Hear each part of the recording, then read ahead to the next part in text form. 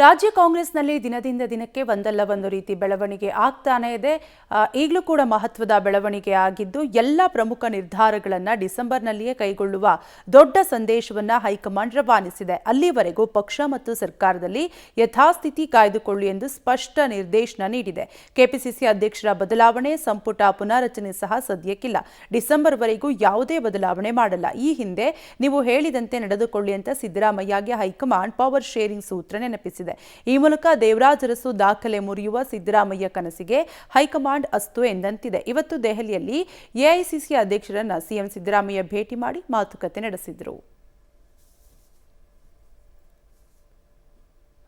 ಹಾಗಾದ್ರೆ ಸಿಎಂಗೆ ಡೆಲ್ಲಿ ಸಂದೇಶ ಏನು? ನೀವು ಹೇಳಿದಂತೆ ಸಂಪುಟ ಪುನರಚನೆ ಸದ್ಯಕ್ಕೆ ಇಲ್ಲ ಅನ್ನುವಂತಹ ಸಂದೇಶವನ್ನ ರವಾನಿಸಿದ್ದು, 2.5 ವರ್ಷದವರೆಗೆ ಪುನಾರಚನೆಯನ್ನ ಮಾಡಲ್ಲ ಅನ್ನುವಂತಹ ಸೂಚನೆಯನ್ನು ಕೂಡ ನೀಡಲಾಗಿದೆ. ಕೆಪಿಸಿಸಿ ಅಧ್ಯಕ್ಷ ಸ್ಥಾನವೂ ಕೂಡ ಸದ್ಯಕ್ಕೆ ಬದಲಾಯಿಸಲ್ಲ. ಯಾಕಂದ್ರೆ ಈ ಹಿಂದೆ ಕೆಲವು ಸಚಿವರು ಕೆಪಿಸಿಸಿ ಅಧ್ಯಕ್ಷ ಸ್ಥಾನ ಬದಲಾವಣೆಗೆ ಪಟ್ಟು ಹಿಡಿದಿದ್ರು.